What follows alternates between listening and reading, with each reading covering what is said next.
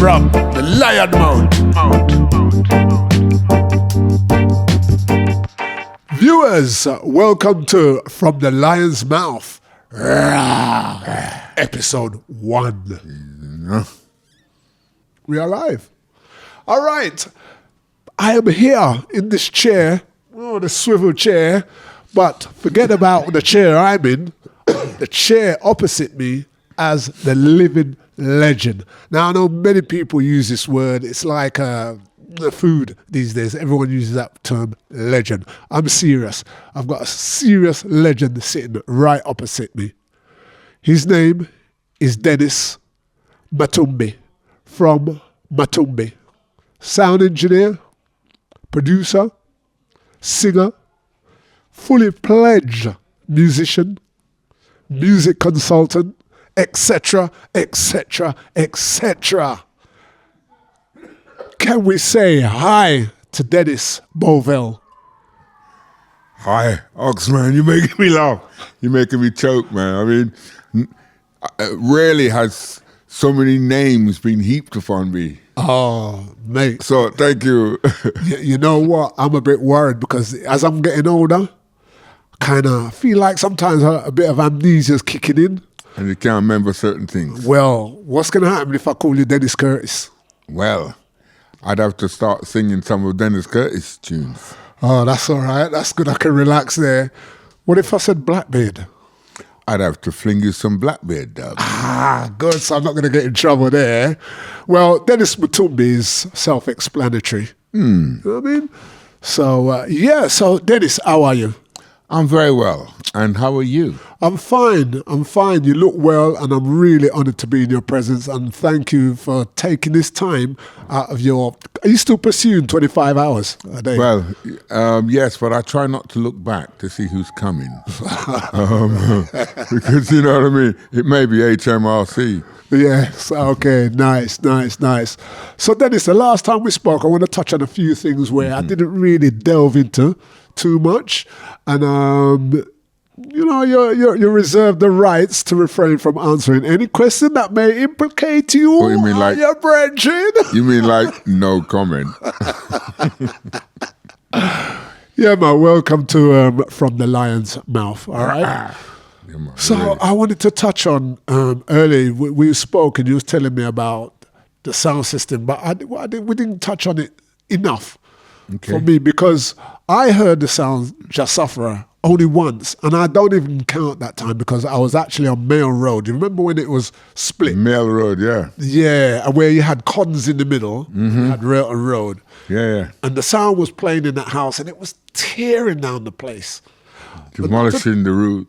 Right, but not to take away anything from that. In a house, that's pretty easier to do, but I've always heard how heavy Just Sufferer was. Yeah. Tell me about the time with Just Sufferer, who started that sound, why you started it, and some of the members in that sound. Well, I had a chance meeting with an old school friend by the name of Owen Kerr. And news had reached him that I was actively engaged in making dub plates. This was whilst I was still at school.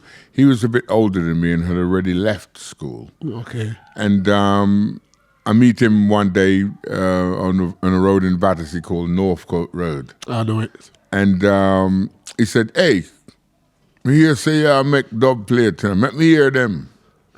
So I said, "Yeah, man, come round." So he came round to my house, and I had my, reel-to-reel, Okay. quarter-inch tape, because in them days, that's how I was dealing. You was already recording. I was already recording, because what happened was that at school, the English department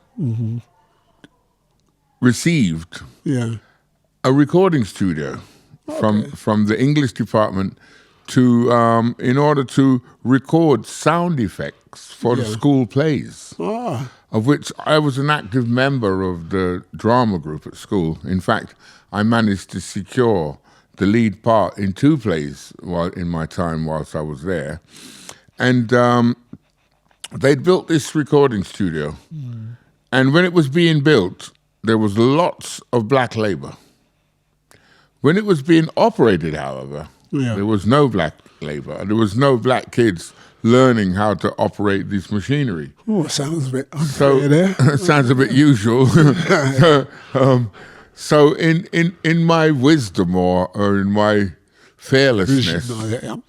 I went up there to the recording studio one lunchtime, knocked on the door, and once I was in, proclaimed myself chief engineer. Ah, Right? Reason being that there was plenty of black labor while it was being built. yeah. But while that it was being operated, and which was the optimum thing, to find out how this thing worked. I mean, I didn't want to be a carpenter or a mason. That was good for the kids who wanted to learn how to build buildings and do soundproofing and all that. But I was more interested in operating the thing. Right. So after having installed myself as chief engineer, of course, I was reported to the headmaster. And he said to me, "What makes you think you could pull a coup like that?" And I said, "Sir, when it was being built, there was plenty of us lot, Yeah. trowels, whatever, planes, bits of wood. And now that it's being operated, we seem to have taken a back seat, mate." He probably thought he was a cheeky fella saying that. He did. He did say to me, "I admire your cheek," after I told him that. He said, "But you know what? I think I'll let you stay. Of course. But if you put 1 foot wrong, laddie, you'll be for the high jump." I thought, well, I'm usually 100 meters sprinter, so long jump, high jump, and the jump, it's all right. Yeah. And I successfully turned that studio into not just a studio that did sound effects for school plays, but we started to do a bit of recording there. Oh. In fact, one of the first victims was a young lady by the name of Marie Pierre. We dressed her up like a boy because the school I went to was an all-boys school on Trinity Road in Wandsworth, directly opposite Wandsworth Prison. Yeah. And we put her in trousers, put a cap on her, and took her into the school and into the studio to record stuff, Is this the cry that you Yes. recorded under Angelique? That's right. Fantastic. So that setup in the studio, it sounded pretty basic, but you're saying It was you enough. recorded It was enough It was enough. to do what we wanted to do and what we knew how to do at that time. Do you remember the equipment, what you actually had? Yes, we had ferrograph tape recorders. Okay. And we had 4 of those. And so it made it possible to do multi-tracking. Okay. You could play on one tape recorder, and then while that was playing back to the other, add something. And while those was playing to the other one, add something. And every time it went from one tape recorder to another, as long as there was an addition in between. Yeah. So starting with the drums, Yeah. we played the drums first, right? And then whilst listening back to the drums, add the bass line. Okay. Then when you got the drums and the bass, playing the drums and the bass, add the guitar. And then the drums, bass, and guitar, add the keyboards. Oh, nice. So it was swapping the sounds around. And also, Manual bounce. Yeah. You had a board. we had a little console, yeah. What was it? About a 4-track. About 4. Yeah. 4-track Alan Heath or something. Alan and Eve. Yeah. Okay. And also, I was an ardent collector of a magazine called... This is a tech magazine. Yeah. Yeah. Yeah. And in that, I had been listening to, it was called Practically Electronics, the magazine. Okay. And so I was listening to Sir George Martin talk about recording the Beatles Right. and making tape loops. So I thought, good idea, I'll do that. And it was about that time, 1968, when reggae started releasing the version side. Okay. So a very popular tune that was at #1 at the time, Young, Gifted and Black, I helped myself to 4 bars from the actual recording that had no singing on it. Okay. And got a music teacher to play trombone, and made a trombone version of Guantanamera, right? And on this track, right? And so people were like amazed about it. Took it to a blues dance one night when Jim Daddy sound was playing in Balham. Yes. Heard of that sound. Jim Daddy. That was our favorite sound at the time. Okay. And Jim said, we'll get £3 for that, you know. And the thought of getting £3 for that, right? Yeah. I said, yeah, it's yours. I've got a great, unfinished as well. Mate, yeah, it was a dub plate. That was the beginning of me peddling dub plates, you know. And with that £3, we drank alcohol and got a taxi home. As you do. Yeah. You know, it's like we'd won the pools. And so I started doing that. And Owen had heard about that and he wanted to hear some of these dub plates I was making. Okay. So he came round, I put the tape on, and surprisingly, every tune I played, he was like, yeah, I have that. Yeah. I play another, yeah, I'll have that again. What are you really going to do here? Yeah. He's like, well, we're starting the sound. Yeah. And we need some dubs. Okay. Cool. But have you got a DJ? Not yet, he said. So I said, well, that'll be me. I'll give you the dubs if I'm the one who's putting them on. And I'm the one who's got the microphone bragging about them. Cool. So I quickly became the mic man, selector. And, you know, it was like a one-man operation. So did that sound, that means, it sounds to me, did that sound have a sound name already? And then Sufferer, no. Oh, it was Sufferer. They told me that time. at the beginning, we're doing a new sound, right? It's about, there was my friend Errol Francis and his brother, Oliver.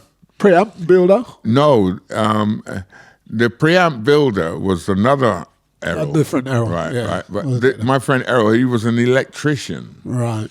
And so his business was rewiring houses. Okay. And at that time, a lot of black people had bought houses that needed rewiring. Yeah.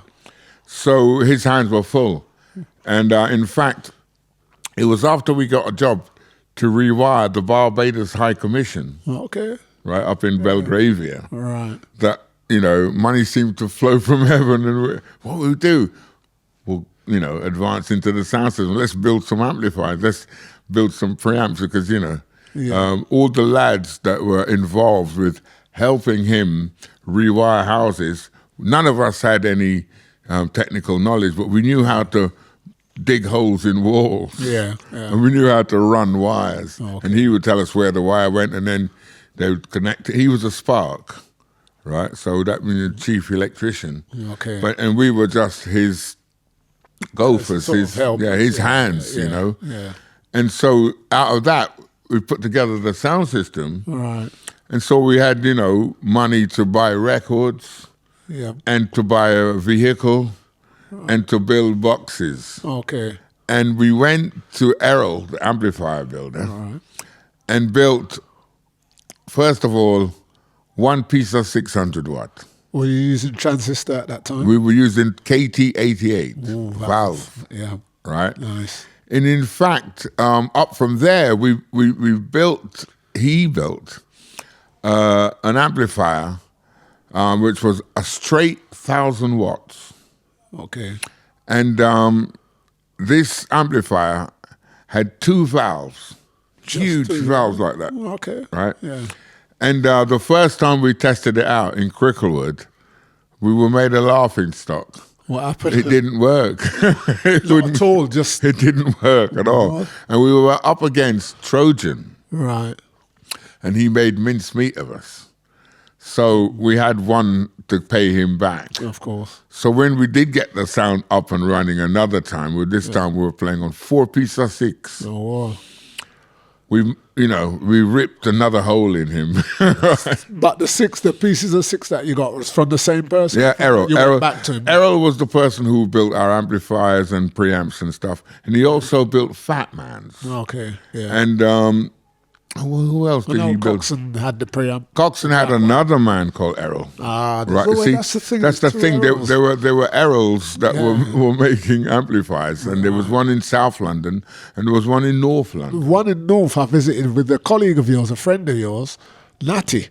Right. Yeah, well, Natty would know where Errol lived, yeah.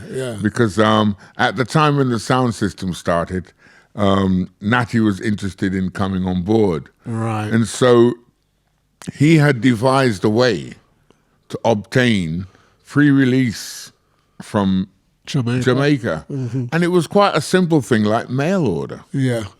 He would just write off to this guy, a guy called Robertson, right? Send the guy the money and then trust that he would send you the records. And he did. Yeah. Every time there'd be a knock on the door of the postman, 6 or 7 records from Jamaica. And we knew that by the time that we had those, it would take a while before other people got them. Right. So we had at least a week or 2 to boast before they were old. Before they're out. So in those early stages of the sound now, Dennis, your dub plates, they're strictly your product. You're not getting dubs from any producers or anything like that. Well, I armed myself with a trombone. Okay. And being that trombone was the most fashionable and instrument in reggae, if you had a trombone version of something, right, you were licensed to kill.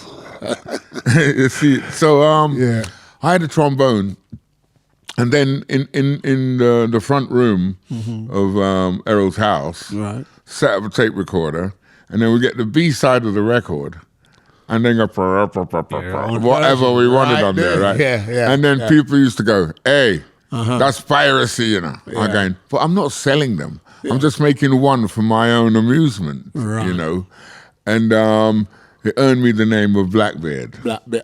So that's where that name. That's where that name came from. Fantastic. Because I was making trombone versions, making harmonica versions. Yeah. Any instrument that I could play, guitar versions of tunes. In fact, one night, another sound system by the name of Count Benjamin. Now, Count Benjamin come from Battersea, Benelli Road. Okay. Right? And in fact, Count Benjamin's sound was the first time I heard Beres Bassa. All right. Because Beres was... Singing. Yeah. Beres made a version of Jimmy Brown. Okay, that Ken Parker tune. Yeah. On the B side of that, he toasted a version of that. And they were raging about that. Beres ain't easy, man. Listen, this is in the 60s, man. Yeah. And Benjamin said he was running a kind of sound agency. Yeah. And he was representing kind of Coxon sometimes, the president sometimes. Yeah. South London sound systems, Duke Reid. Mm-hmm. And one evening he said to us, "Look, Duke Reid's got 2 dances tonight, and he can only go play at one. One, yeah. So he wants you lot to play at the one in Brixton." Okay. So he thought, that's quite near. He was playing at one, I don't know, somewhere out, quite far away. Yeah. And we went to Brixton, set up in this house. If you're playing in Brixton, in a house? Yeah, in a house. Before you met the town hall? No. In a house blues. Right. Right? But we were not sensible enough to know that wherever Duke Reid play, in the hours, when hours beat, he's coming back to Brixton. Oh. So we were just there to kind of hold the crowd till Duke Reid come. But we were thinking, no, we're doing the show. The whole night, yeah. Naturally. My brethren, during the evening, the early hours of the morning, who arrives? Duke Reid and his brethren, them, with their sound, and start bringing their boxes into the dance. Well, we knew it was his dance to begin with, right? Yeah. So I thought, this is my chance to get that chance to see if we can give Duke Reid a few slaps. And Dennis, do you remember, was Lloyd playing the sound at that time? Who was that? Who was playing the sound? I don't know if it was Manny. Okay. Manny or Spy. Spy. Spy was Duke Reid van driver, Okay. I didn't know Spy was part of it. Yeah, Spy. Because all of us come from Battersea. Manny, Spy, Diamond. Okay. All them Monday, right? And so, at one point, when Duke Reid string up now, he played Soul Serenade on the Promised Land rhythm. Okay. The Promised Land rhythm, they go, doom, doom, doom, doom, doom, doom, doom, doom. Tito, yeah. Yeah,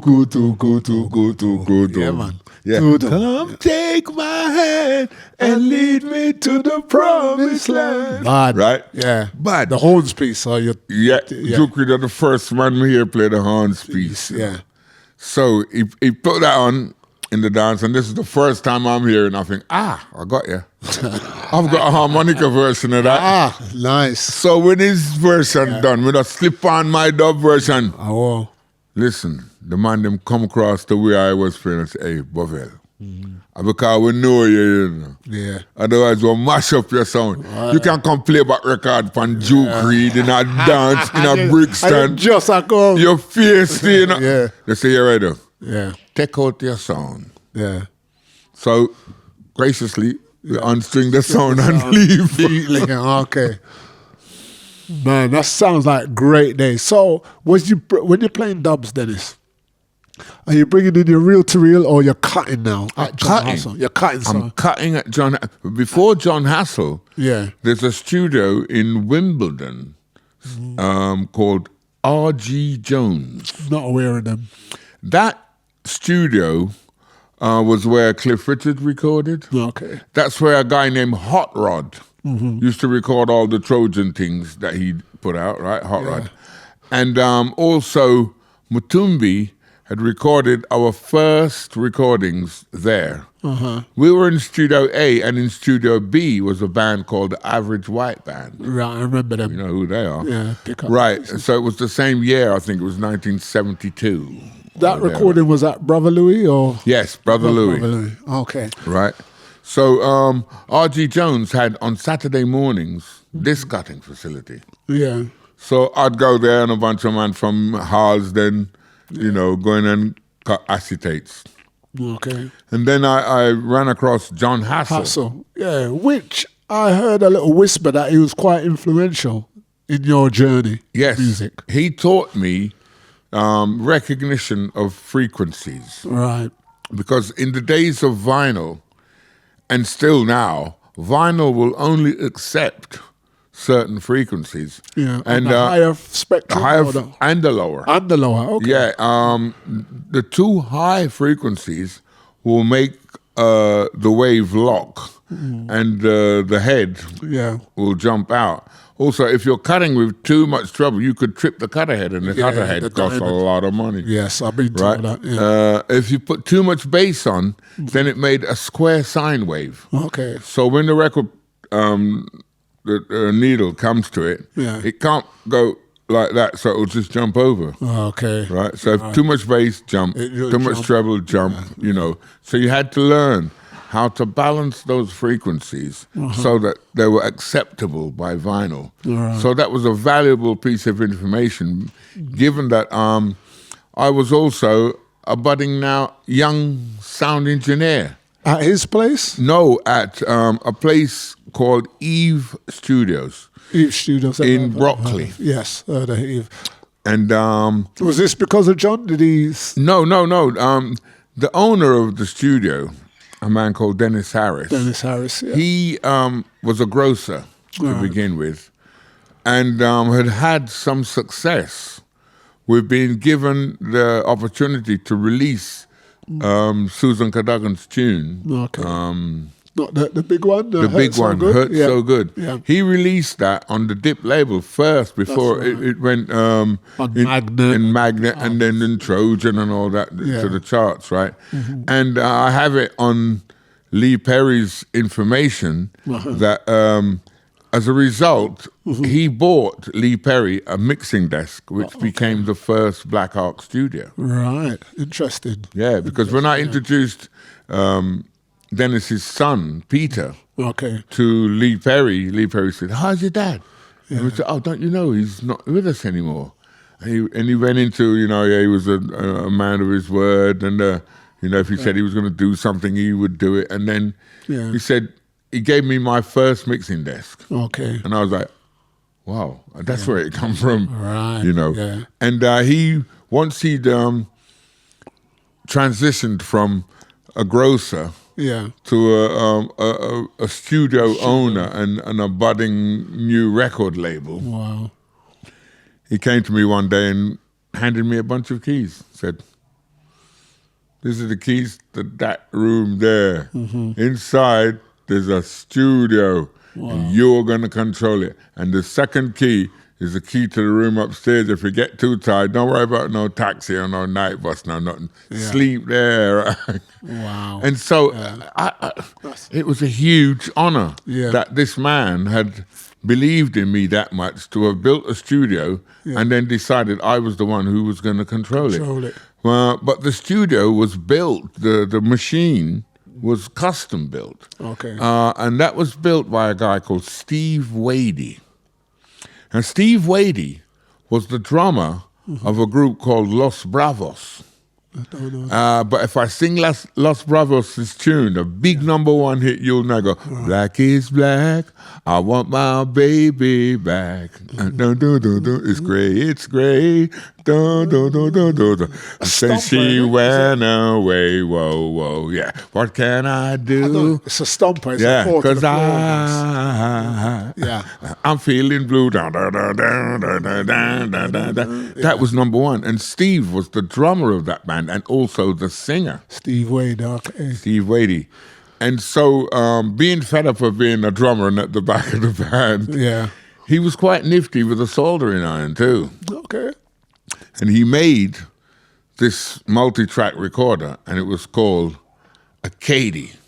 Right? Mm-hmm. And the prototype, we had it in Eve Studios. Okay. The second one he built was sold or was bought by a guy called Mark Angelo. Yes, engineer. Right? So Mark Angelo and myself were both engineers in a studio called Gooseberry. In the West End in Soho. Yeah. Right? So by the time we wanted to be studio owners ourselves, he built Mark Angelo and I built Studio 80. Oh, fantastic. What's the first recording you remember doing at that new premises? Well, oddly enough, my friend Don Letts had gone to Tokyo, or Japan, with the group called The Clash. Okay. And when he returned, he called me up and said, Dennis, I met this guy called Ruichi Sakamoto. I was going, yeah? You met Sakamoto? He's going, yeah, man. And you knew the name, you knew of it. Of course, I knew Sakamoto because I was a Yellow Magic Orchestra fan. Okay. Ever since one day, Chris Blackwell said to me, listen to that and tell me what you think. And it was like Japanese electronic music. And it oh, man, it was great. And I followed them and, listened to a lot of their music. Okay. So to hear that the boss of that group was looking for me to do some recording with me, I was like overjoyed. I was like, yeah. He's going, he wants your number. And I'm going, give it to him. Going, And what do you mean, I already gave it to him, right? He'll post permission. Safe. Right? So I was like, safe. And then I got a telephone call saying, I'm Sakamoto here. Yeah. I want to come and work in your studio. I'm going, yeah, man. It's going, I've got some equipment in Germany. I want to send it over to you. Okay. And then I thought, hang on a minute, this must be a hoax. Yeah. He's in Japan.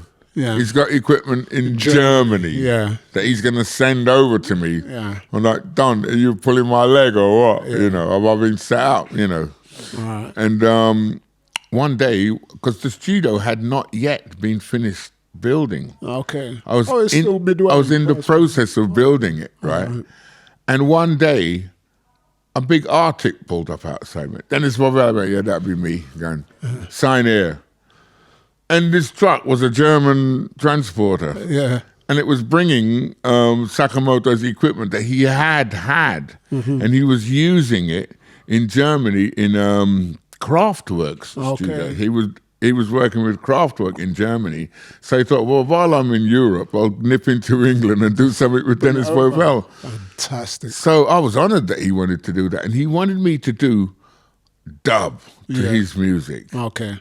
So when he came with an instrument called the Prophet 10, which I'd never seen before, which was, we knew the Prophet 5, which was a single manual sequential circuits synthesizer. Yeah. But the Prophet 10 was a double manual one. Which was a new... And then when he came, he constructed the whole track from that synthesizer, beginning with the kick drum. He just played the kick drum all the way along, then played the snare all the way along, and then he played the hi-hat all the way along, and then he said, play that back. He played the bass line, Yep. and whilst the drums and bass were playing, he took his manuscript paper out and started to write down what his next track would be. And then he's like, yeah, got it, play. And then he would just play what he'd written, the dots of, proper musician. And so when we finished, he went, right, I've done what I want to do what you can do your thing. Oh, that's really good. So the belief he had in you, and give you that free flow. And we turned out one track called Riot in Lagos, which turned out to be quite a dance mover in the UK. I mean, even on Radio 1, they were like pounding. And I didn't realize that was his first solo album after his departure from Yellow Magic Orchestra. Okay. And it was also the first Japanese electronic dub album. Right. And I found that out about 2 years ago when they re-released it and had interviews with, Tokyo and stuff. And they were telling me, do you realize that? I go, wow, historical. Wow.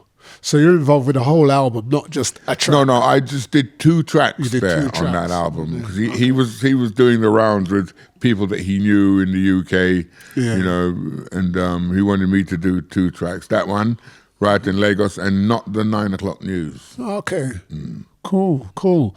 So I'm going to take you away from there, back to Marie Perry now. How did you discover someone you knew a long time? And Marie I knew since school days. Right.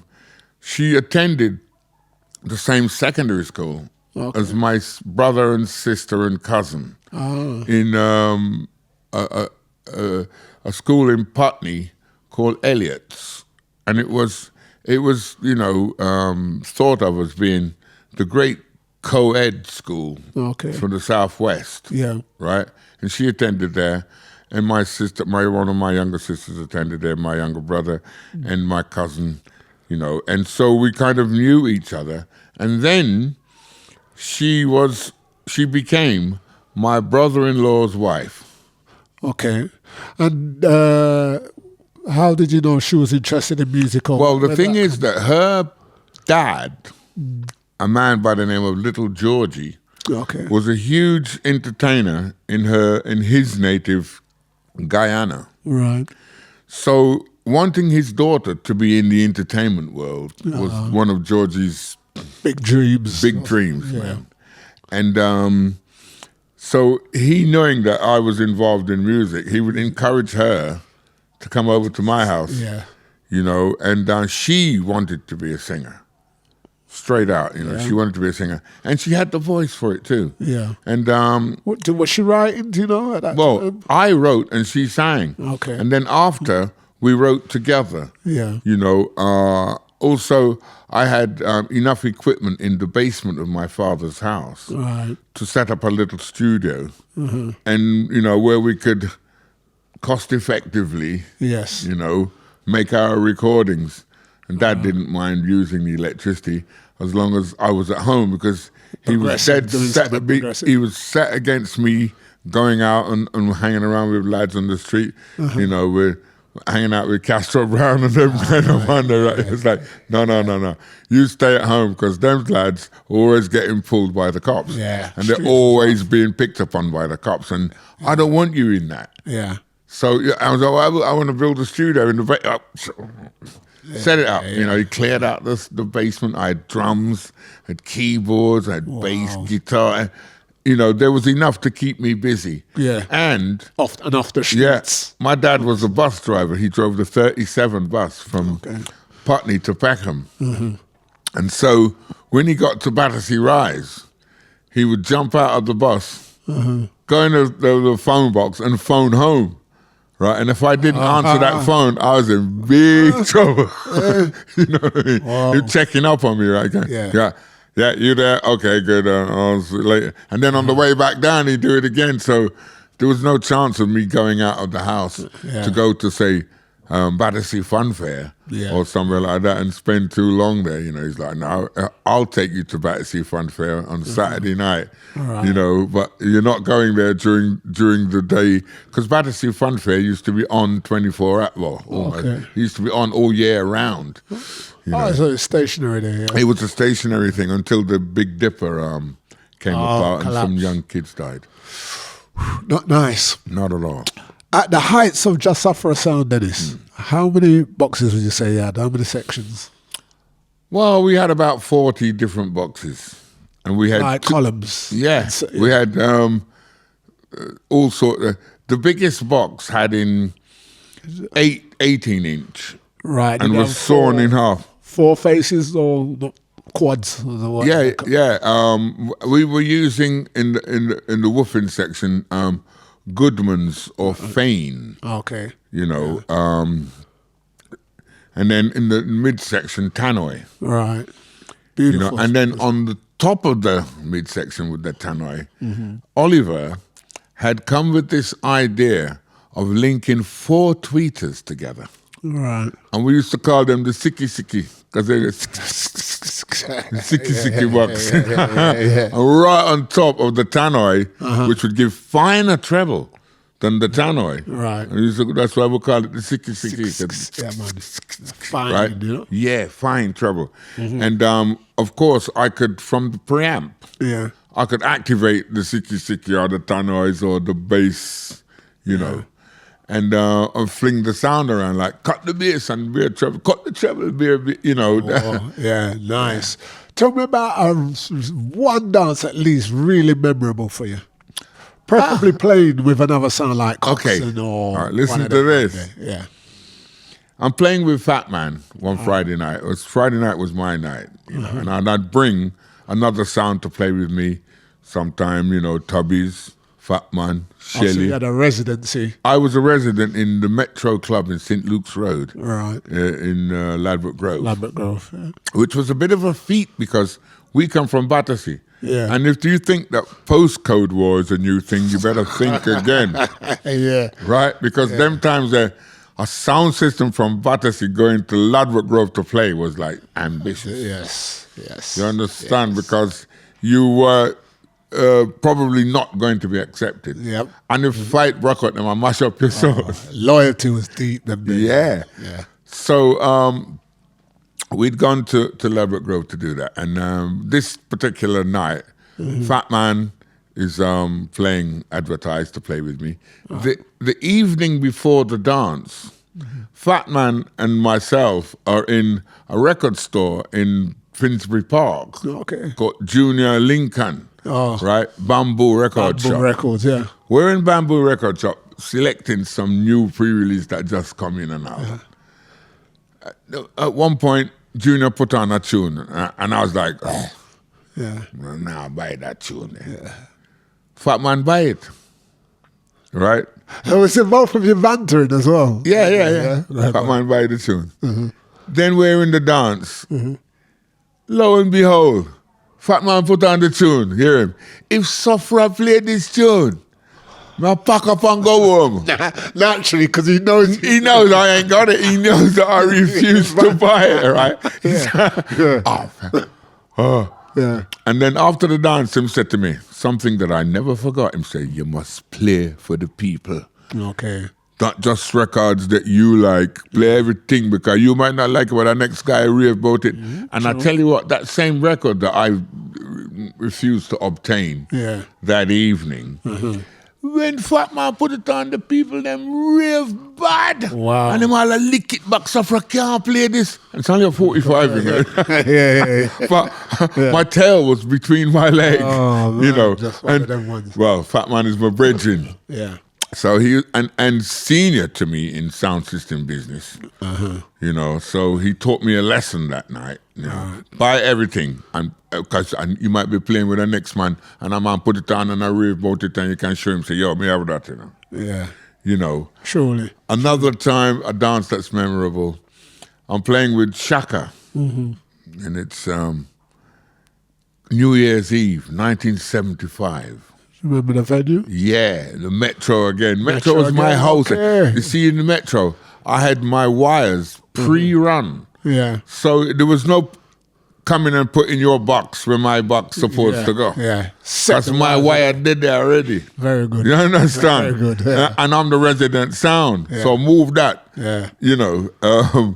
And because we had already selected the optimum places which part the song supposed all to. the sweet spot them. All the sweet spot, right? We had them, and we had run our wires there because Errol was an electrician. Okay. So he'd run our wires, and we had our system was never twist the wires together because I've seen enough systems short out by people pull the wire or something and short out the system. Yeah. Ours, we had plugs. Before we were to square pin plugs, we had round pin plugs. Oh, the bulging plugs. Right. So when they ceased with that, Errol, being an electrician, had tons of them. Yeah. So we thought we'll use them like this. We'll put one on the box, the socket on the box, and then we'll use the plug to plug in the box. Yeah. So our boxes, the connections were solid. Yeah. And so we're in the Metro, and it's New Year's Eve. Alton Ellis and Hortense Ellis are on stage. Me and Shaka in a dub shootout. Well, I didn't have as many dubs as him. Yeah. Right? Not as many dubs from reputable Jamaican performers. Yeah. I had one or two, because my group, Matumbi, had been the backing band for Pat Kelly, Johnny Clark, Ken Booth, I. Roy, Derek Morgan. Okay. So I had, a lot of connection with Bunny Lee. Right. And Bunny Lee could get me any dub plate I wanted from anybody. Once it passing through Tubby's, say, Bunny, I want that, and that, and that. I want a dub plate of Burning Spirit. I want a dub plate of Johnny Clark. I want a dub plate of Cornell Campbell. Right. And Bunny would arrange that. Okay. Because me and Bunny was tight. Good. Yeah. And Shaka played dub from him coming on the dance, man. And can I just stop you 1 minute? Did Shaka have any dubs from you as well? No. He never had no dubs from me. So I had those in reserve for the kind of ending of the night when we're going to get sticky. Hot. When it gets sticky. Right. So meanwhile, Shaka played dub. I'm just on the mic saying, yes, you're tuned to Suffer Sound, strictly entertaining, I'm playing the latest pre-release, right? So until he put on Burning Spear. It's a lucky thing I never get swell-headed. All right. I said, you never get swell-headed. Where you put on that for? That on a dub, See. This time I'm gowing. Yeah. Because I know it's a dub, but I've got it. It's a dub piece, okay. But I've got it, right? Then in an act of comedy, I took out an old 45 out of the record box and said, I will never play that record again. Yeah. Because Shaka play it and call it dub and it's a 45. Right. This is just, theatrical. Yeah, man. And I broke up the 45 after I done drop the dub. Right. So Shaka take off him jacket. Yeah. No, Shaka is a man that don't care, the ceiling could be dripping water. Yeah. Him have on him crumby. Yeah, man. This time, after me do that, take off him coat. And my followers come, yo, take off him coat, take off him coat. It's a serious thing now. But at that time, Sufferer Sound was a touch more senior in the sound world than Shaka. Shaka was just a come, But, And rugged. I always remember what Shaka coming. Very rugged, Yeah. I mean, after that, in fact, Shaka and Linton Cressy Johnson, my good friend, used to vibes together. Okay. And they had a group together called Drums of Rasta. Okay, yes. Because they made, Yeah, and they used to vibe. In fact, Linton has told me that Shaka was quite, involved with the making of the poetry and the music that he made, that we made, his first album, Poet and the Roots. So over them years, you didn't have a relationship with Shaka? during them sound years? No, Shaka and I were great friends. Oh, yeah. In fact, to my amazement, and I once went to see down at Music House. Up at Chris's place? Up at Chris's place, the young lad who Leon, who was controlling it at the time, rest in peace, Leon, and Shaka too. Mm-hmm. I walked in to see Leon, and Shaka was there. All right. And he turned around to Leon and said, "Hey, you see when I talk about sufferer, and this man that I talk about, you know, not Natty, this man." Okay. And I was like humble as that. Yeah. Yes, Natty, all right, bless. Same. Because, you know, we were coming from a distance. Yeah. Did you start making dubs for him eventually? No, not at all. We never did do anything in the studio because Lloydie Coxon had pipped him to the post. Yeah. And had come and suggested that I make a reggae version of his sign-on tune. Okay. Caught You in a Lie. Okay. Right? Now, Lloydie used to, when him string up him sound, the first tune on the deck, right, would be Robert Parker, Caught You in a Lie. Yeah. As he was listening to the boxes, testing the boxes, right? Boxes, yeah. And so one time Lloydie Coxon said to me, "Yo, I spent years I built my name as Sir Coxon, you know. Doesn't make sense gambling it with you in a dance for £100. We better not meet." So when I was playing Sufferer Sound, I never met Coxon. We never had a, you know. Yeah. And Coxon and Festus and them, man, it was my brethren. Yes. Outside of sound thing, we were brethren, Castor Brown, you know. Yeah. All from Battersea or Balham. In fact, when my parents first came to this country in the 50s, they shared a house with Castor Brown's parents. Okay. You know, and so Lloydie said, "Look, I've got an idea that we should meet in the recording studio." So I was like, "All right then. Sounds good. Let's go. Sounds like what are you going to do?" Is that I want to make a reggae version of Caught You in a Lie with Louisa Mark. Yeah.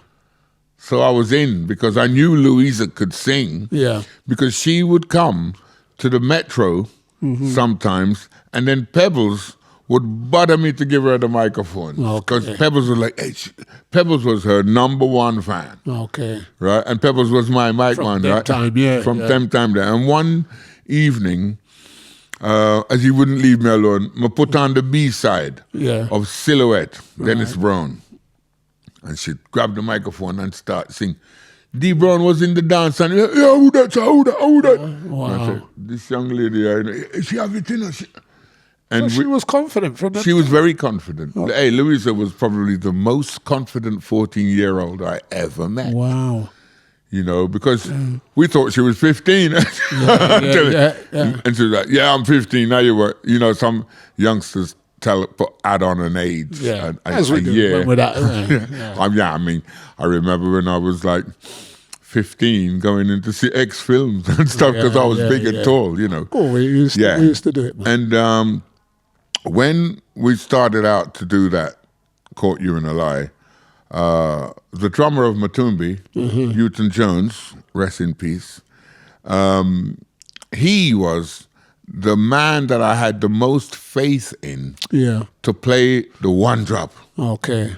Right? He used to play funk and all them things, but I always thought his forte was in the one drop. Because I never hear a man drop like him in the one drop, you know. Solid. Local from Battersea. Right. So when we were forming Matumbi, I cheekily had borrowed his drums to go and play in a rock band in school. Okay.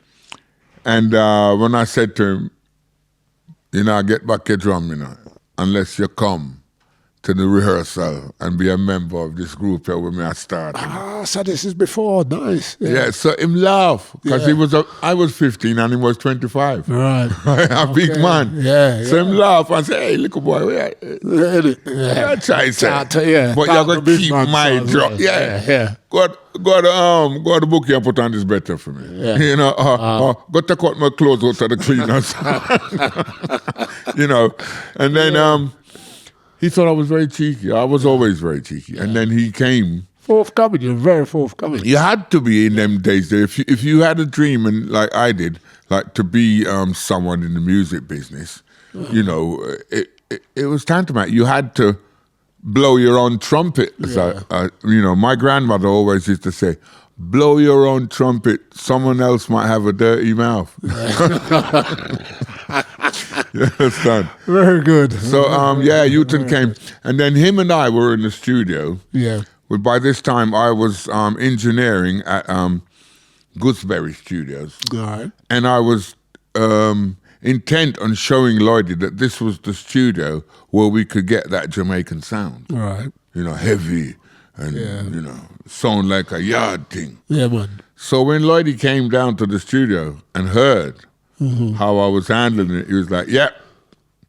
So there was Uton on drums, and then I played the bass, then I played the guitar, then I played the keyboards. Then I reached for a synthesizer called the Moog synthesizer, which was a monophonic. You could only play one note at a time. At a time, okay. But I double-tracked it to play 2 or 3 notes and made it play chords for, you know, when it goes da, da, da, da, da. First of all, the original arrangement of Caught You in a Lie started with a saxophone. Right. And it went ba ba da ba ba ba da. Yeah. Ba ba da da da ba da. Yeah. Yeah. And I thought, that's a bit old. That sounds like my parents' thing. Yeah. Right? It's a bit too up, too hard, the voodoo. Yeah. Right? So I thought, And Robbie Shakespeare was in the studio that night because Matumbi was the backing band on tour with Johnny Clark. With Johnny Clark, okay. And Bunny Lee and Robbie Shakespeare, right, and Johnny Clark were living in an apartment on Surrey Lane, right, in Battersea. Oh, right? I know where. Yeah. Right? And I lived across the road. Yeah. So we were friends, and when we was going to the studio, Robbie tagged along. Okay. Right? Yeah. So I took out this synthesizer, which is a favorite of Rick Wakeman, yes, right. And then man, they're right, Deep Purple, and then man, right? I pulled that out, plugged it in. I said, "Hey, Robbie, you know, see none of this at Jamaica. Yeah, that's right. It's going, hear this now, new instrument and new sound." I'm going to go,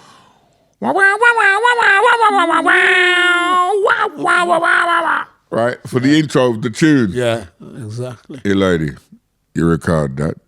I say, yeah, it's so good. Don't rub it out. It sound good. And if Lloydie said it sound good, it sound good. You might. You believe Lloydie's got a good ears, would you say? Yeah. That was the #1 sound system in Europe. Yeah.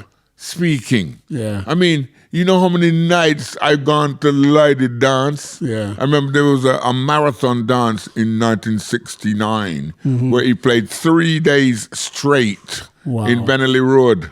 In our blues dance without sign off. Wow.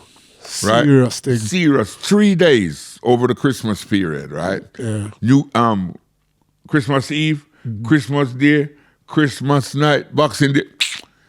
You know, yeah. So when this man is telling me he's interested in my talent as a musician and we should, you know, join forces, I'm like, yeah, you pay, I'll play. Okay. You know, so out of that we came with Louisa Mark, Caught You in a Lie, and a song by the Beatles called All My Lovin'. Yeah. It's got the sound. I could hear the same sound. It's the same, me and Uton. Not recorded on the same day? I don't remember if it was on the same day, but it was in the same studio by the same musician. Yeah. And with the exception of there was a slide guitar, you know, like country and western. And I was not in the studio when Lloydie put that on. So I had no idea who it was that played it. Okay. Later, I found out it was my guitarist brethren, John Kapai, Ah. who wrote I'm in Love with the Dreadlocks and Black Pride. Yeah. And he's still my brethren, and he's got some hot shots coming out right now with Coffee. Yeah. And Winston Reedy, a tune called Brixton Moon. Brixton Moon. Yeah. That Rama label, Dennis. Did you get stick for this? Huh? No. Did you get stick for it? No, not at all. People loved it. Not really loved it, but I mean, when the idea came. Talk me through, yeah. Well, I was in the studio one night alone, and I thought about doing the drum track. I went quite military. Yeah. So I went into the drum booth, started the machine in record, went into the drum booth and started playing that, you know, and it felt really good. Okay. And then I thought, you had that in mind, or not? I had Hawaii 5-0 in mind. Yeah. And then once I'd done the bass and the guitar and stuff, right? Who should come into the studio but Bammy, who's Michael Rose, right? Mm-hmm. He's a saxophonist, he was the original saxophone. Before Aswad, he was the original saxophonist with Simandi. Yeah, my brother. Now I used to hang out with them Monday in Balham. Okay. I knew how to go in their rehearsal and don't make a sound. Yeah. Don't make a comment, but just listen. Because I was much younger than them, right? I was probably about 13, 14. Yeah. And, them man, that big man and little boy, you know what I'm saying? Yeah, but I was craving knowledge probably as well. I was the youth that was allowed to go in their garden and listen to their sound, playing, because I'd just soak it all up. Yeah. Don't say nothing. Sponge, man. Yeah. Because I wanted to be like them secretly, because, they were like an inspiration in how to play instruments, That's right. Even though they weren't playing, they were playing what they call Naya. Some Naya Bingi thing. Oh, no, that's Zayanaya probably. That was one of the tunes, yeah. And also the keyboard player, Sayum Netfa, or Pablo Gonzalez, he was a percussionist. But when Nick Straker left Matumbi, we needed a keyboard player. And we heard that he could play keyboards, so we drafted him in to play keyboards. And then when Matumbi used to sing that tune, Ale, Ale, Ale, Ale, Mount Zion, because he'd had a hand in creating that with Simandi. Okay. Until he came one day and said, yo, I have to leave the band. I said, what do you mean? Said, well, Simandi has been offered a tour of America opening for Al Green. I was like, can't compete with that. Yeah. So he left, and then we got Webby J. Singer.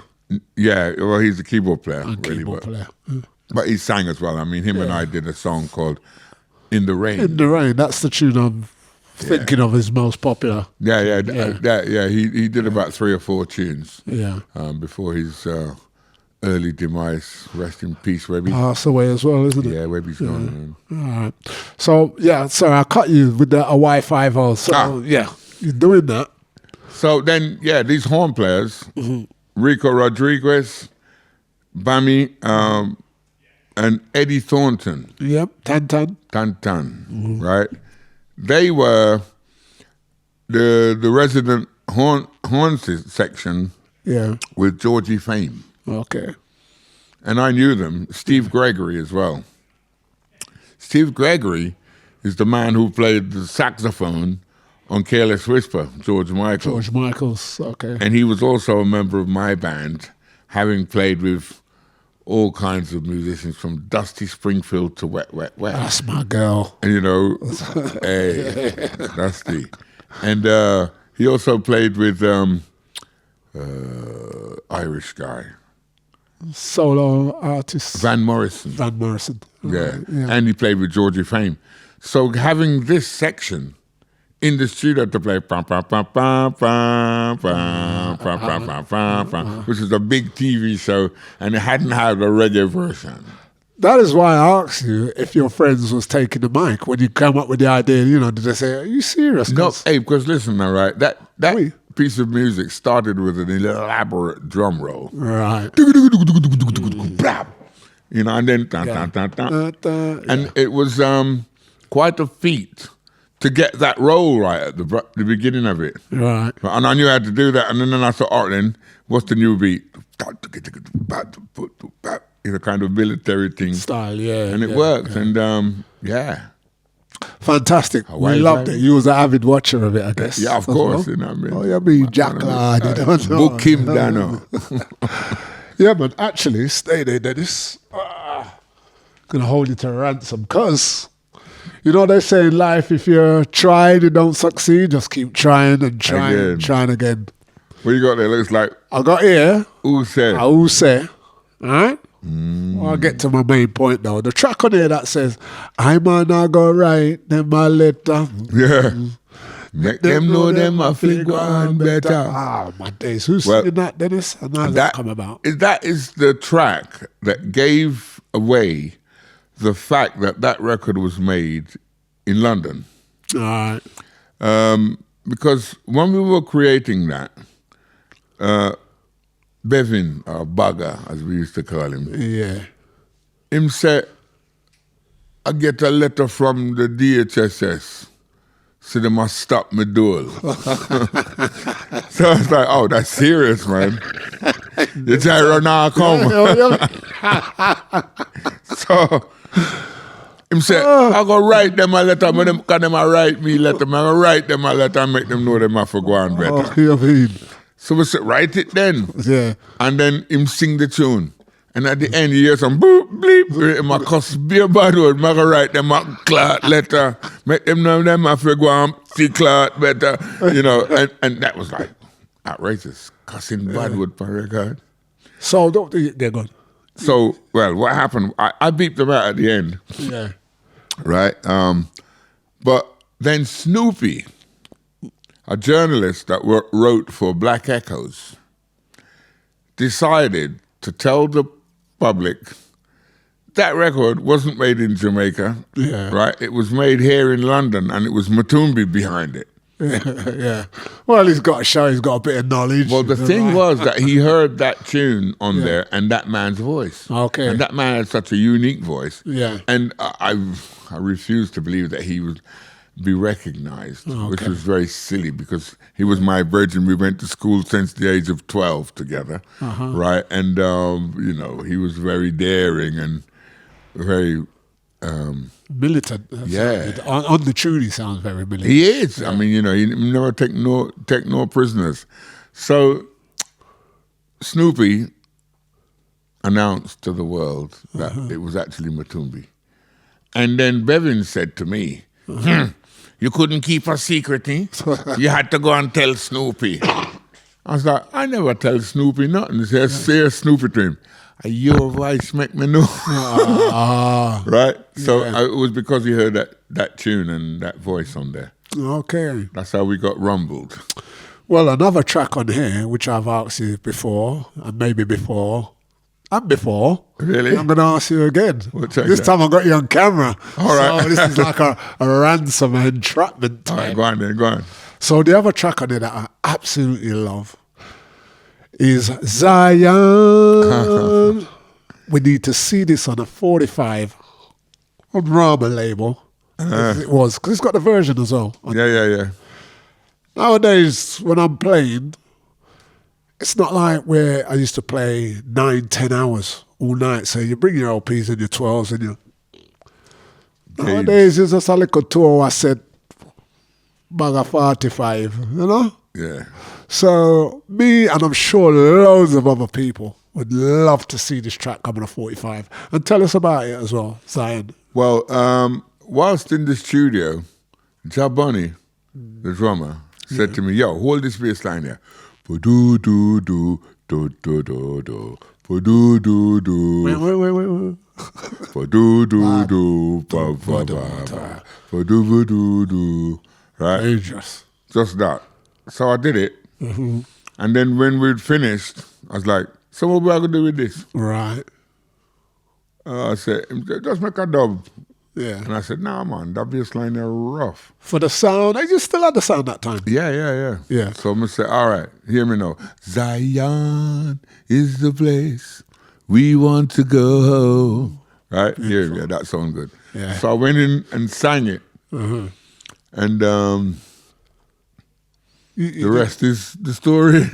You didn't think any of the tracks on there warranted the 45 or so? No, but the trouble is, right, the whole thing about the Rama thing, my section, I was making an LP every month. Okay. John Kapai was making the 45s. Yeah. So he was in charge of Brown Sugar and them, right? Carolyn Catlin and all of them, right? The girls that used to come to our auditions on Sunday.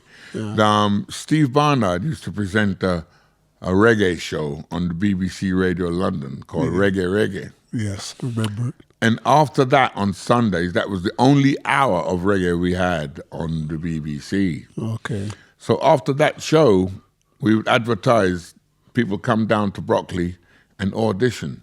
Okay. If you want to, record, because we had a recording studio, we just needed, some artists. Yeah. And we had people who could play and make the tunes. What we needed was people who could come and sing. Right. Well, out of that came 3 girls independently that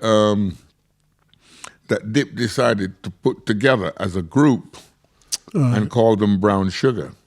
And John had written that song, I'm in love with the dreadlocks. Yeah. And I thought it was a great song, and they sang it, and the rest is history. And another song called Black Pride. You've done a lot of work with Brown Sugar. Yeah.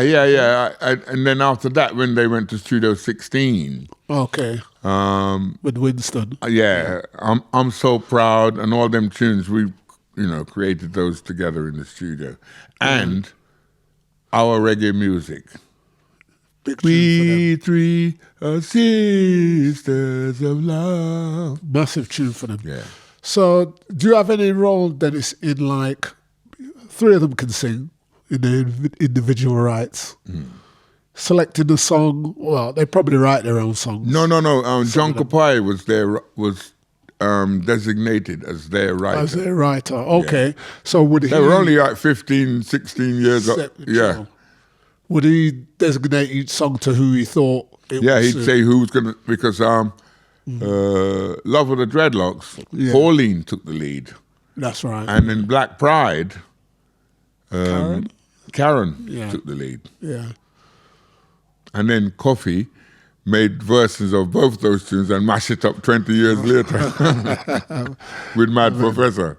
Yeah, man. At the heights of Matumbi, Dennis, tunes like After Tonight, Man in Me, you're on the road, touring as well. That's right. Singing all these songs. That's how we're making them popular. Because once we'd recorded After Tonight, the next thing was to get it popular, to get it to the people. Yes. And I hit upon the idea to use the sound system route, because just before we released After Tonight on the Safari label, the first record on the Safari label was Caught You in a Lie. Okay. So, and due to the success of that, it made us feel as though we got to be on the Safari label. Okay. So the second record on the Safari label was After Tonight. Which belongs to who, the Safari label? The Safari label belonged to Reg McLean. Okay. Right. A lot of people thought it was Lloydie's label. Yeah, but I guess because of that tune. Because the first tune on the label was something that Lloydie was involved with. Okay. So you use the sound. What's the period of the sound? 9 years or so? Because I don't remember Sufferer. I stopped playing the sound in 74. 74, so you started what? 69. 69. Okay, a few years. Yeah. And am I right in saying that it's those 2 sufferers? Not that I know about. There was only one sufferer. I think recently someone was moonlighting under the name. Yeah. And I'm yet to find out who they are or who they think they are. Okay. All right. So bang up to date, Dennis. What are you doing now? Well, I've just been invited by a publishing company called Wise Music, who have given me their catalog to look over, to browse through, to see if there are any tunes that I want to make versions of in their catalog. And surprisingly, in their catalog, one of the first tunes that really struck me that I want to do a version of, the whole idea was for me to take tunes from their catalog and then make dub versions of them. How would you? Oh, you hear the old. Well, I hear the old tune. Yeah. I make a new version. Yeah. And then I make a dub of that. Okay. One of the first tunes I did was John Holt's "My Heart Is Gone." Okay. I prepped Rodigan a preview, and he played it on Sunday. Like, I played the tune already. Yeah. But Winston Francis is singing. They're singing it. Okay. My heart is gone. I need someone to lean on. Okay. And then I enlisted the services of Sarah Tobias. Don't know. She's a saxophonist and flute player. All right. To play a flute solo to different it up. And I'm soon going to be racking up the dub version because in all intents and purposes, I'm supposed to be making a dub album. Yeah. So I've got to make the whole tune and then dub it up. Okay. And I had Carol Thompson come through and sing a version of Minnie Riperton's Le Fleur. Don't know that particular track. Neither did I until I heard it in the catalogue. And this catalogue, right, contains songs like Past the Duchy. Okay. So I thought, yeah, I'm going to do a dub version of Past the Duchy and do it with a steel band instrumental. So steel band. Yeah. Steel pan dub. Dub, right? yeah. I'm getting ready for Carnival next year. That sounds And I also did a steel pan dub version of Winston Reedy's Dim the Lights. Dim the Lights, yeah. Right? And, there's some tunes from this catalogue, as I said, that come from a publisher by the name of Sparta, Florida. Yeah. They've been around a long time. They've been around a long time, and they hold a lot of valuable copyright. So I've been, given permission to take any tune from their catalog and make a reggae dub section of it, Yeah. So will you just be focusing on that, or have you got other little projects? Well, I'm just doing that at the moment because connected with it, they've invited me to advise them about equipment to build a recording studio. And I haven't built a recording studio since the 80s. Wow. So now I'm like a kid in a sweet shop. Yeah, I want one of them, and one of them, and one of them. We got to have one of those as well. Does this mean have you moved with the times technology-wise? Are you using? No, I have an engineer. I have a friend Adrian Sherwood. Yes. Has a friend who's become my friend, who's a dab hand at engineering, Dave McEwen, and we've been working together since lockdown. At lockdown, what's his name? Jarvis Cocker. Okay. Jarvis Cocker contacted me and said, I want you to do a mix of something he was doing. Yeah. It's called, what was that tune called? I'll remember it in a minute. But, Swanky Modes. Swanky Mode. Swanky Modes. Swanky Modes. Yeah. It was Jarvis Cocker's single that he released in 2020. All right. And so I did 3 mixes, and thinking, well, take your pick. And he released all 3 of them with my name in big letters on the thing. And I was like, lovely. But it's been reasonably successful. And then Johnny Greenwood from Radiohead called me up and said, look, I want you to mix this tune that we just recorded. Radiohead is no more. The group's now going to be called The Smile. And we just recorded our first song. It's called The Smoke. And we want you to do a mix of it. In fact, here are the files. I didn't get a chance to say, well, I'm busy. Or, being asked that by Johnny Greenwood, right? You think, I'll do that. Yeah. And then... do you find that work harder, Dennis, outside, working with artists outside of the reggae fraternity? I mean, it sounds like from what you've said is that they leave it to your discretion. They don't... Because they just know that they want. They know not to interfere. Yeah. In fact, I don't find it difficult at all. I can feel where they want to inject the reggae feel into what they're doing, right? And I can feel how it coincides with what they're doing. In fact, Animal Collective, then called me up and said, "We want you to do a dub version of one of the tunes on our new album." Okay. And when they sent it to me, I went, "That ain't the tune to do the dub version." I was just going to say, that some of them don't naturally fit. No, I told them straight out, I said, the tune you guys have got that we could do is a tune called Cherokee. Right. And because it kind of struck me that the Cherokee Nation and the Rastafari go hand in hand, and them love drums. Right. Yeah, man. Right? We love drums too. So I got a djembe, and I started doing the Funde Rastaman, and it fit. It just fit with like this tune, Cherokee. Yeah. So when I did a rough mix and sent it to them and go, "This is my idea," they went, "Good, don't do nothing more. That's all we want." Ah, great. So it was right in, the thought of mixing the Cherokee drum thing with Rastafari. They're all jungle. Oh, yeah, man. Lovely. You got anything unreleased, Dennis, from back in the days, 70s, that you'd never seen daylight? I've got something that's coming out right now on Disciple. And this is a collection of some recordings that I'd forgotten I'd done, And, oh, yes, look, there it is. Oh, great. With a photo of myself taken on a Matumbi photo shoot. And this young man, Matthew Jones, approached me and said, "Look, I know quite a lot about your work, and you have not yet released this one or that one or that one." And then, Matthew, yeah, you're right. Let's have a look. Cheers. Yeah, All right, so Blood Dem. Does that ring a bell to me? Blood Dem, is that See Daylight?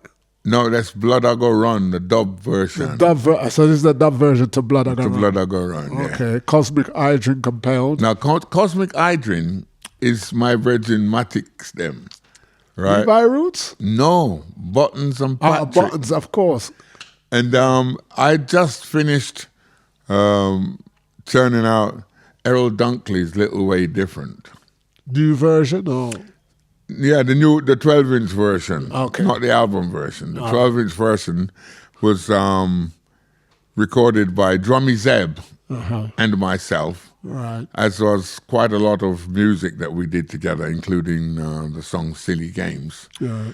And I just done this version of Little Way Different and managed to get Errol Dunkley to come and sing it. Great. And so I did two other versions, one with Pebbles, one called Positive Vibration, and then one with Cosmic Hydrin, as I called them. Right. And I did a take on pa-da-da, pa-pa-pa-pa-pa-pa-da-da. Rockfort. Yeah. Pa-da-da, pa-pa-pa-pa-pa-pa-da. Right, but I changed the ending of it, Right. Da-da-da-da. You changed that bit. You didn't use that? Yeah, I did it up to there and then changed the melody and then came back to it. All right. And these two young lads who I had every confidence in, because this was the first time I was finding young lads that could play horns that weren't as old as Eddie Thornton or Rico Rodriguez, the big man them did play that. Right. So when I hit upon these two youths that could play everything between them, I went home and got my trombone and said, "Yeah, you can play a trombone, play this." Right? Yeah, and he played it, and I went, "You can keep it." Right? And then he called me up the other day and said, "Can you give me a copy of the tune, Beefy's tune from the set of Babylon. the film Babylon?" Right? And what I hadn't realized was that was the first tune he used that trombone that I gave him to play on. And that trombone was now being exhibitioned at Scotland Yard. So I was wearing gloves. It's nice to see you've got Errol Campbell, Jaman. Yeah, Errol Campbell. Beautiful. Now. Errol Campbell is Bagajan cousin. The promoter. The promoter, yeah. Bagajan used to follow Sofra Sound, you know. Right. He was one of our technicians that helped set up the sound, you know. Man used to call them Box Boy. I thought you was going to sound wait to hear Bagajan Box Boy. So no. That's a little bit demeaning. He was one of the technicians. Yeah, okay. And Right. Errol was in the sound as well, I think. Yeah, Errol was in the sound as well, and Errol was learning to be a spark under bigger Errol, right? He was Big Errol's apprentice. Okay. Right? And then he wanted to sing as well. So he came with the idea of doing a Rasta version of the Lord's Prayer. Okay. So I thought, great, you know, Jaman, who art in Zion, hallowed be thy name. You know, it's like, great idea. Simple but effective. Yeah. So I jumped in the studio, and it was another case of me having to supply the drums and the bass and all the instruments, because we couldn't afford to get other people involved who would want money. I could just do whatever I could do and he'd sing, you know, and we made that record. In all them times when you're doing all this, by the way, Dennis, was you doing a 9-to-5 job? Was you ever? I was attempting to do a 9-to-5. Yeah. In fact, I had about 3 9-to-5s before I was advised to quit. My first 9-to-5 was actually 8:30 to 5:30, right? Wow. Working in the West End, in Marylebone Lane. Okay. Working for a company called Omega, and working as a contact lens lab technician. I was learning how to make contact lenses with the possibility of furthering my studies and becoming possibly an optician. You know? Fun, boy. So it was quite a prestige job, because at that time, contact lenses had just been invented, you know, and they were being made that you couldn't just go in, you know, Boots or somewhere and buy a pair like you can now. Okay. They had to be prescribed by an optician and then made manually. Yeah. You know, so each pair were unique to the person. To the person, yeah. Yeah. And it was a very responsible job. Right. And I had signed a 5-year apprenticeship to learn this job. But I learned it within 2 years. And so I approached the boss and said, look, I'm doing the same job as guys in this workshop who've been here for 10 years. Yeah. And they're getting much more money than me. Yeah. Right? So, good. Yeah. So he said, well, you have signed a 5-year apprenticeship contract. The small print. So it's like, we knew you could learn it in 2 years, but we want 3 years worth of work out of you for nothing, you know. Wow. And I was like, well, go on. So the boss's son had a car, and he would be driving me around to Matumbi gigs, because Graham, this young Jewish kid, was very interested in reggae. Right. And he had a car, and I had the gigs.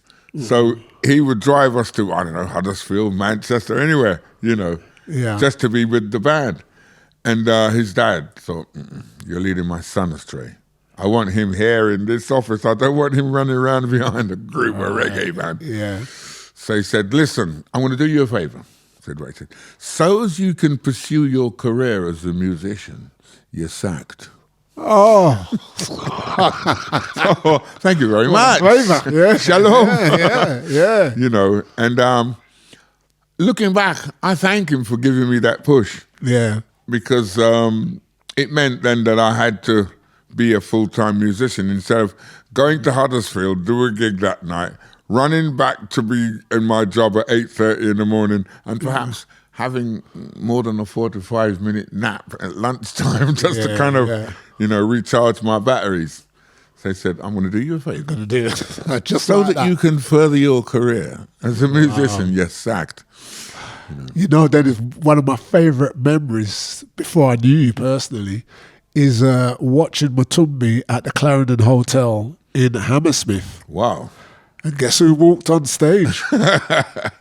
The best dressed DJ in Jamaica, as he used to say. Ira.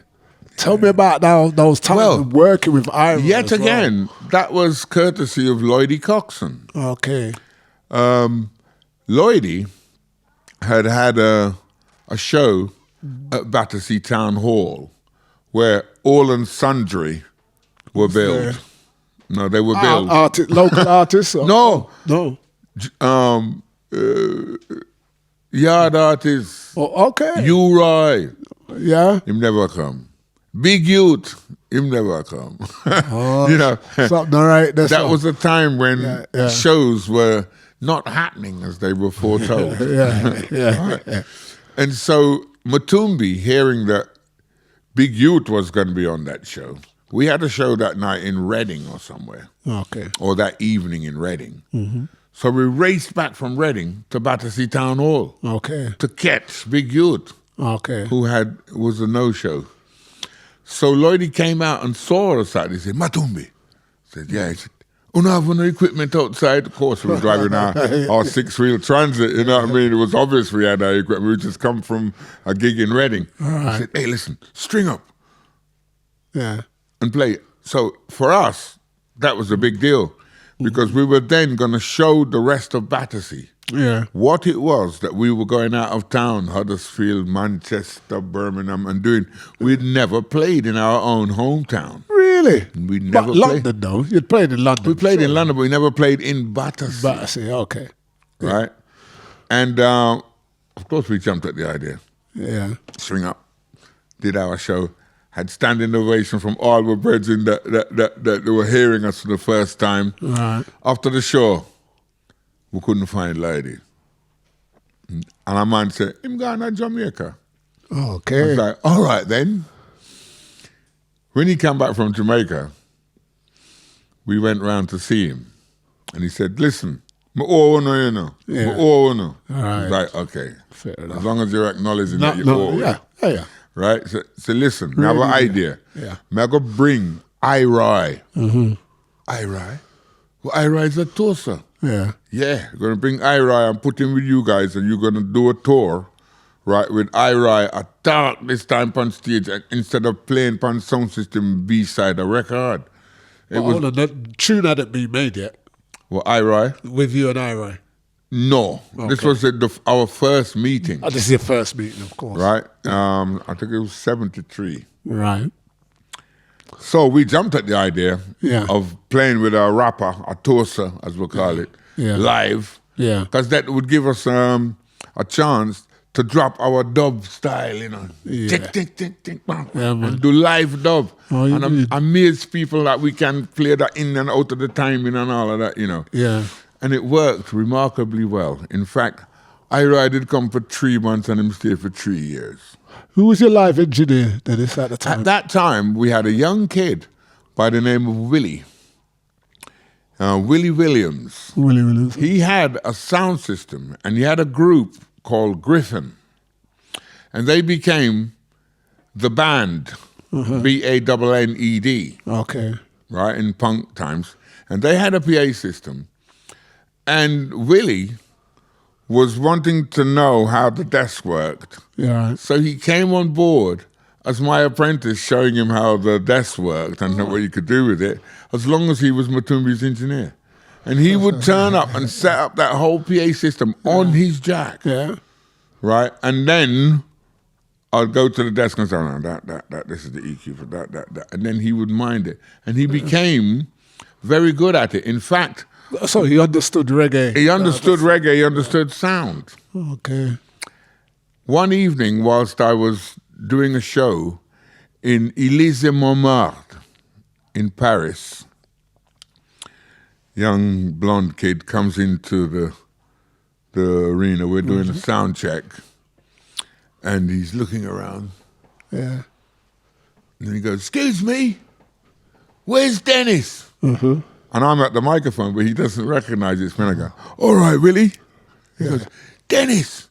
And I meet up with him after having not seen him during after Matumbi time. Okay. And he informs me, I'm now the sound engineer of Elvis Costello. Okay. I'm like, no shit. You go, yeah. And Vanessa Paradis, you know, Jolie Taxi. I'm going, Willie, you've grown up, man. He's going, yeah, thanks for the teaching. Wow, yeah, cool. William, the PA was called Williams Brothers. All right. Okay. So you was happy with his way. He was good, as you said. Oh, yeah. Matumbi then went on to buy a PA system from America that was kitted out with Sherwin Vega speakers. Right. And it was like 40,000 watts, something. But it was brought over for us to decide whether we wanted to buy it. We hummed and hard. Give us another demonstration, another gig. Give us another... And then the owner said, look, you lot are not going to buy this, are you? Was it expensive? Apart from, very. Was it? UB40 bought it. Okay. Just like that. Yeah. So, Iroy now, so you said he spent, what, a couple of months? He spent a couple of years. Yeah. And obviously you get familiar with him. Yeah. And the recording. And then, leading me up to that. He came to London with an album that he'd recorded in Jamaica. All right. And I mixed it here in London. And when that album, Dennis? That album never came out. Ah.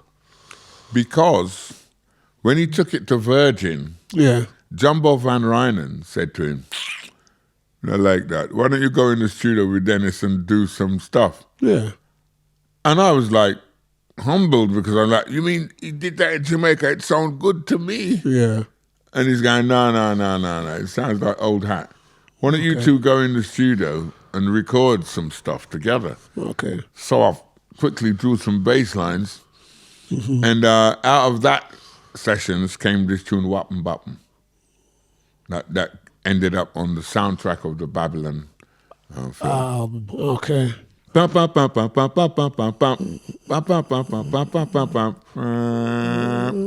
Yeah. I'm sure I know that track. Yeah. So that I wanted to lead me up to the point of view, how that got tuned, how that got recorded with you and I. We were due to make another album for EMI. All right. And I was adamant that I was going to be the sound engineer and the producer. Okay. And the group were not having it. Yeah. They said, you are the guitarist. Yeah. Do your guitar job and shut up. We want Why another... are they saying that? Well, you're proven already. But listen, your friends are the ones who were most likely to not appreciate what you're doing. Yeah, sometimes take it for granted. You know? For real. And so when I said, well, I'm, going to be the engineer, the rest of the band, we had a vote on it, and they said, no. You are going to be just the guitarist and the songwriter and sing your vocal parts, and that's it. We want a producer. Yeah. So I then retorted, well, there's only one producer that I will give way to, and that is Errol Thompson. And he's not here. And then our manager went, I know how to reach him. Okay. So it happened that Errol Thompson came to London to be the engineer for Dennis Brown's Money in Your Pocket tour. Yeah. And while he was here, he agreed to come with us to Ridge Farm Studios, where we were, it was a residential studio, where I learned a thing or two from him about his engineering techniques. And we recorded the Point of View album using his knowledge of frequencies. That tune, was it done in one take? Was Ira actually there, or he come and done his bit? No, once we'd recorded the tune, I invited Iroy to come and do his rap on the tune. Yeah. And while we were there, amusingly, Bevin went into the studio to give Iroy an idea, he thought, of what sort of things he should be saying. Okay. And Iroy retorted, yo, what is? DJ instructor? Hear him, yo. Yeah. my born for do this and that, you know, come out of the studio. Then it's run the tape. And I captured that on the tape and I've kept it. I kept it to say to Bevin, shh, remember what I tell you? Receipt. Yeah, listen. You know, I got it on tape. I tell you for come out of the studio because he was a rapper and him do what him do. Nobody, him say, DJ instructor, I'm going to take this and that in a move. Yeah. Fantastic. And he did a fantastic job. Beautiful. Yeah. Top tune. So, the amount of aliases now in the groups, you've worked with Jabuddy. Mm-hmm. Give me African Love. You played a role in that? Oh, yeah. How did you know? Give Me African Love was another one of Jabani's bass lines. Right. Because he was a great bass line hummer. Okay. He never played himself, but he could hum you one and go boom, boom, boom, boom, you know. And then I was able to pick up on what he wanted, and then I'll play it. Are you playing the bass? I'm playing the bass, yeah. The guitar sounds like you, but... I'm playing that as well. On that African Love, there's only Jabani and I. He played the drums, and then he sang the lead. All the backing vocals are me. Okay. Okay. Yeah. And there's something that I actually don't know. Not that I know everything. So Black Uhura, African Love, African Brothers. Which is first? African Brothers. Yeah. I kind of thought that, but it just... Yeah, man. African Brothers is Sugar Miner Tandem Monday. No, but I mean the Jabani one. Oh. Yeah, because they... But Jabani one is... No. Well, yeah. Because they're credit... It came up... The title, African Love. Yeah, no, but the tune, because Black Uhura sings that tune. Gimme, African Love. Well, I never heard it with them. I only know Jabani's one. So we did that in African Love. Because that's quite early. 77, yeah. Right. 77, because we did it at Gooseberry. Right, okay. And before that, I'd done a tune called Run Rasta Run with Jabani, where he played the drums and I played everything else and the singing and that. Yeah. And he wanted to do the lead voice. It was his tune. Yeah, that's another beautiful tune as well. But why it's under African Stone? What gives there, Dennis? Why is it on the African Stone? Yeah, Run Rasta Run. Well, the reason I did that was because the band Matumbi were anxious that I didn't upstage the band, and they termed it as being in competition with myself. Oh, as a solo when you do as a solo and as a. Well, what you're going to solo artist or you in the band? Oh, I'm in the band because in the studio I can do anything by myself, but when we go on the road, I need you guys. Yeah. Okay. You know, so I decided to call myself Dennis Curtis. Okay. African Stone. Fourth Street Orchestra, Dennis Matumbi, Blackbeard. I had all these aliases because I didn't want to prejudice my having only one name, so that people go, oh no, not him again. You know, if they recognized that it was me, good. But if they didn't, they were sold. All right, fantastic. Your work is immense, Dennis. Absolutely. I have 6 children to feed. Is any of them following your footsteps? Yeah, my eldest son goes under the name of Bobby Bovell and has made quite a contribution. What's the instrument? One day, I found in my passageway at home a trombone. And I was like, who's this that? Yeah. And I was like, Buttons, I take liberty and come and leave him trombone in my house. Yeah. And my son said, no, Dad, that's mine. Okay. Yours? Yeah. Where'd you get that from? He goes, do you remember that bit of paper I made you sign the other morning? Yeah, wow. I'd signed responsible for this 700 or 800 quid instrument that he'd been given by the school because he wanted to learn to play trombone. In fact, what happened was I was in the studio waiting for Buttons to arrive. Right. And I wasn't very complimentary about his lateness. Yeah. And so my 8-year-old son decides, I'm going to learn trombone because next time my dad wants a trombone, I'm going to be the one to play it for him. Wow. And it meant that I had to take him around. He played in the London School's Orchestra? Symphony Orchestra. Yeah, that's fantastic. And in fact, I remember quite clearly, they were doing a concert at Stockwell Manor School, yeah. opposite Stockwell Tube Station. Yeah. And of course, being the dad, I used to drive him everywhere, whether there's a concert, whatever, recital. And while we were there, the whole family, at one occasion, I hear like that in a quiet piece of the music. And I say to my daughter, his sister going, "That's your brother." Okay. And she's going, "Dad, how can you say that about your own son?" Oh, Right? So when he came off in the break, I said, "Come here." In that quiet bit of the music, I heard quite clearly, "Was that you?" He went, "Yeah, I was cleaning out the trombone and I forgot there was a quiet bit there and it made a quiet bit in the orchestra." I said, "See?" So there you go. Oh, yeah, I mean, and he's since risen to be a multi-instrumentalist. He lives in Denmark, in Copenhagen. Yeah. And he's, frequently gigging there. He's got albums out. In fact, him and I, when he was on his 40th birthday, he wrote this song, and it's called Love, Love. Okay. And just to kind of have a bit of a jam with him. Yeah. It was a concert. It was his 40th birthday. I went on the stage and took the mic and started booba, booba, booba. Yeah. And then a friend of his said, "Yo, when you record that tune, your dad's got to be on it." I didn't think anything of it. Yeah. But he hounded me till in submission, I decided to join him on this record.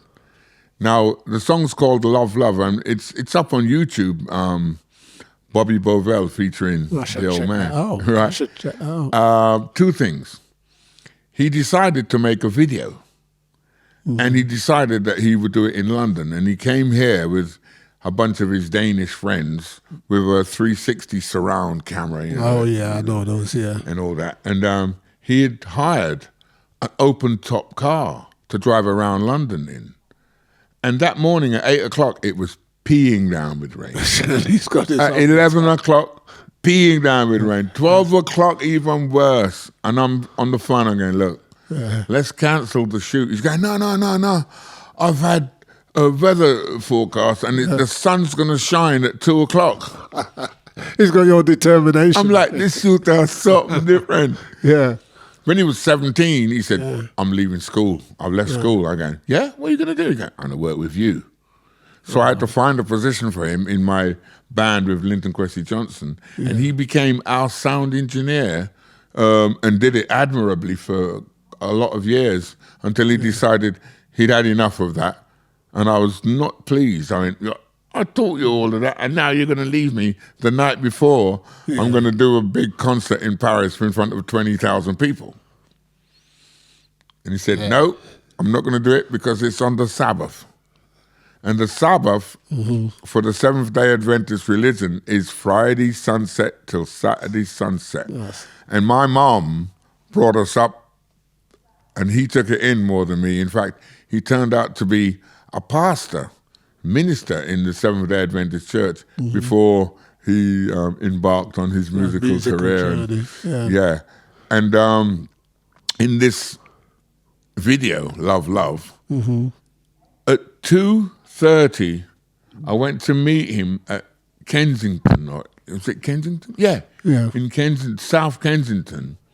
We got in that car and drove through Buckingham Palace and that. And if you see the video, the sky is blue. Wow. You wouldn't have thought that at 8 o'clock up to 12 o'clock it was pouring down with rain. Yeah. And it just sort of stopped for us to do this video, and then...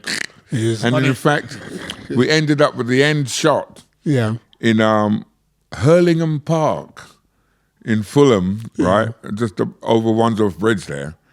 And he brought out this thing that his friend had, and it was called... what them spy thing that what them name? Not the A zoom. I think that used to go down the stairs. That No, man. The thing that go up in the ear and you take it. What's the name? Oh, the A drone. Drones, yeah. That's right. Drone, yeah. He came with a drone. Yeah. And the end shot of the thing, the drone is going up in the air, and we have to be careful of because we're in the flight path to Heathrow. Right, yeah. And I suggest you have a look at that. Yeah, Love. I would check it out. Wild video. Definitely. In all of your musical journey, though, I've never heard you show any sort of no hunger to record in Jamaica or just. Or No, maybe I've never seen a Jamaican tape recorder or a Jamaican microphone. All those things are made here. Yeah, but there's a different sound dynamics. Well, the thing is, it's down to the engineer. If the engineer knows what to capture. Yeah. I didn't have to go to Jamaica. I went to Jamaica and recorded Chalice, Pablo Moses, people like that. Oh, so you have done that? I'm a working mixing lab, man. Okay. When are you talking? What period? 90s. In the 90s? Yeah, I was in mixing lab just before Sly and Robbie bought it. Okay. And I did an album with Pablo Moses called Confessions of a Rasta Man.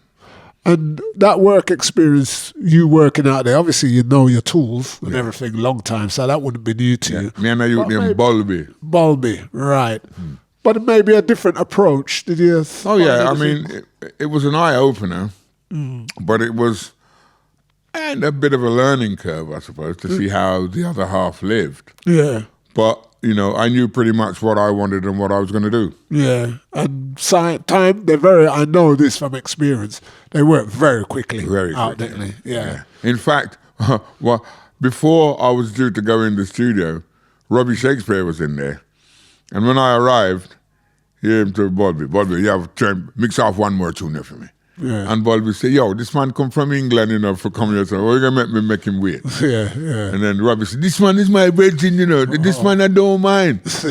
Robbie had a kind of forceful way about him. Yeah, very assertive. It was hard to say no to Robbie or anything. Very assertive. So in all your musical journey, there is so much you've done, man. So much.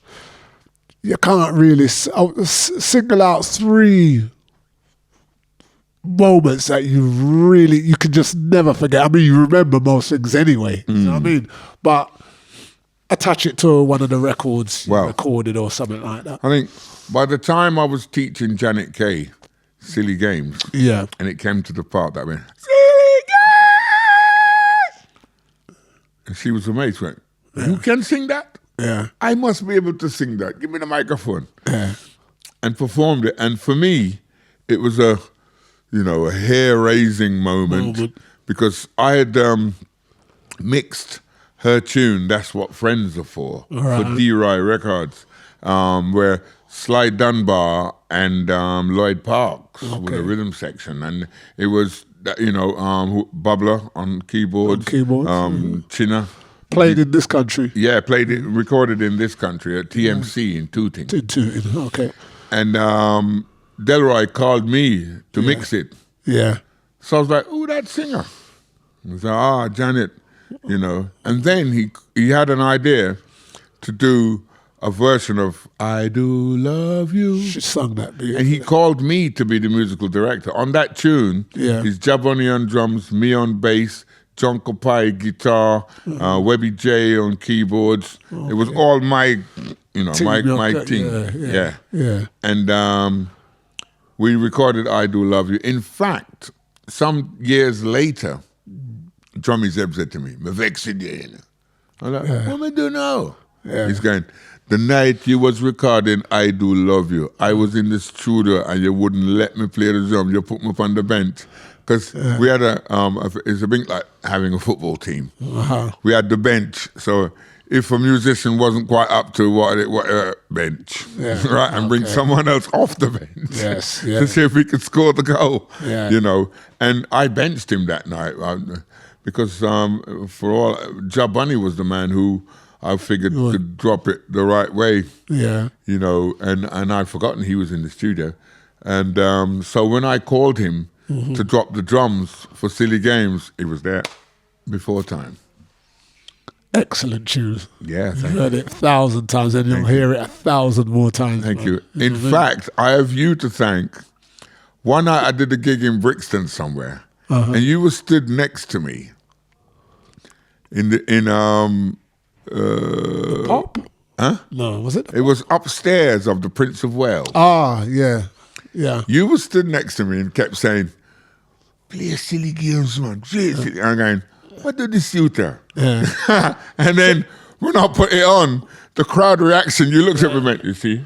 No, that was Imagine That. I knew it was a silly game. Yes, Yeah, you remember that? That's my tune. Yeah, man. Imagine That. Yeah. Oh, murder. Yeah. Absolute murder thought, of tunes. Where?